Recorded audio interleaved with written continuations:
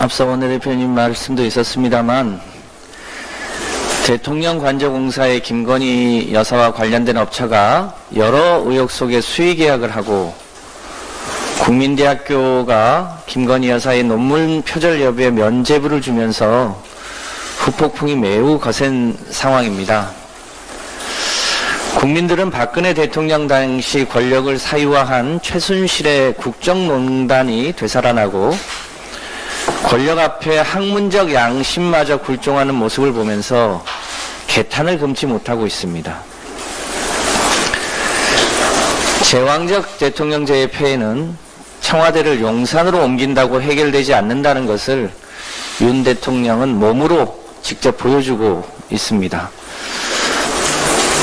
윤 대통령이 휴가 뒤 책임자 문책 등 국정 운영을 환골탈퇴하는 것이 우선이겠습니다만 이제는 헌법 개정을 통해 대통령의 권한을 분산하고 국민의 기본권이 신장될 수 있는 제도적 대안도 진지하게 고민해 봐야 되지 않나 생각하게 됩니다.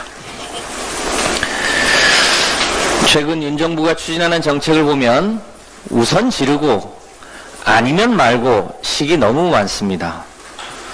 대표적인 정책이 최근 초등 취학 연령을 5세로 낮추는 학제 개편안입니다. 대선 공약도 아니고 인수위 검토도 없었던 정책이 졸속으로 튀어나오더니 국민적 반발이 거세지자 발표 4일 만에 국민이 반대하면 안 할 수도 있다고 꼬리를 내렸습니다. 대통령실이 주도한 인기투표식 탑10 국민 제안도 중복, 편법 전송 정황이 확인되자 없었던 일이 돼버렸고 대통령실에 새 이름을 짓는 일도 흐지부지 되고 말았습니다. 공정과 상식을 앞세워 집권한 윤석열 정부는 불공정과 몰상식으로 국정을 운영하는 가운데 정책 추진마저 국민적 동의 없이 졸속 추진하면서 우왕좌왕하고 있어서 참으로 안타깝습니다. 윤 정부는 취학 연령을 앞당기는 정책이 저출생 대책이라고 했습니다.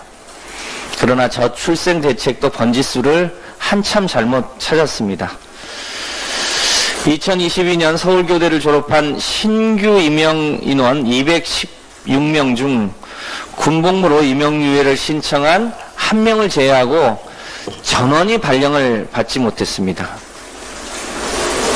합계 출산율 0.8이라는 세계 최저 출산율이 가장 영향을 먼저 미치는 곳은 아동보육과 유치원 그리고 학령기 교육입니다.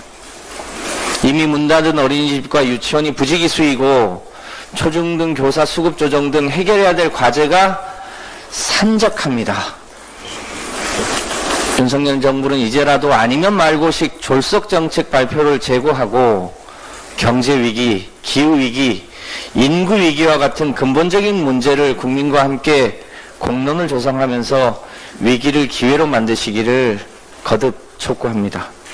이와 같은 일에 민주당도 언제든지 초당적으로 협력하겠다는 말씀을 드립니다. 한 말씀 드리겠습니다. 윤석열 정부의 재벌 사랑이 눈물겹습니다. 국무조정실에서 오늘 규제 심판회의 첫 안건으로 대형마트 영업 규제에 대한 논의를 한다고 합니다. 대통령실이 국민 제안을 선정하지 않기로 결정한 지 3일도 되지 않아 재벌기업 민원 해결에 또 나선 꼴입니다. 대선 당시 멸콩 챌린지를 하며 대형마트를 찾을 때부터 알아봤습니다만 이제는 본격적으로 대기업과 부자들의 민원을 들어주며 재산을 불려주겠다는 속내를 보이고 있습니다. 코로나로 긴 시간 고통을 겪은 소상공인들에게 대형마트 영업 규제는 작든 크든 긍정적인 영향을 끼치고 있습니다. 한 연구원의 연구 결과에 따르면 대형마트 휴업 이래 중소 서비스 업체의 매출은 6.1% 높게 나타났고 슈퍼마켓에서는 17%, 제과 제빵업에서는 10.8% 증가하는 양상을 보였습니다. 그런데 대형마트의 영업 규제가 폐지되면 대형마트의 매출은 약 1조 3천억 원, 영업이익은 1,900억 정도 늘어날 것으로 추정됩니다. 지금 윤석열 정부가 하는 이 행동은 이 돈을 유통재벌에게 돌리기 위해 골목상권과 중소상공인의 생존을 포기하라는 말과 같습니다. 지난 2018년 헌법재판소는 대형마트 영업규제가 필요하다는 데 뜻을 모았습니다. 형식적 자유시장 논리에 따라 방임하면 중소상공인들의 생존 위협으로 경제 영역에서 사회정의가 훼손될 수 있다는 것이 헌법재판소의 결론이었습니다. 윤석열 정부는 부디 헌법재판소가 내린 판결의 의무를 곱씹어 보시고 재벌의 민원 해결 때문에 소상공인의 고통이 커지는 일이 없도록 해줄 것을 엄중히 촉구합니다.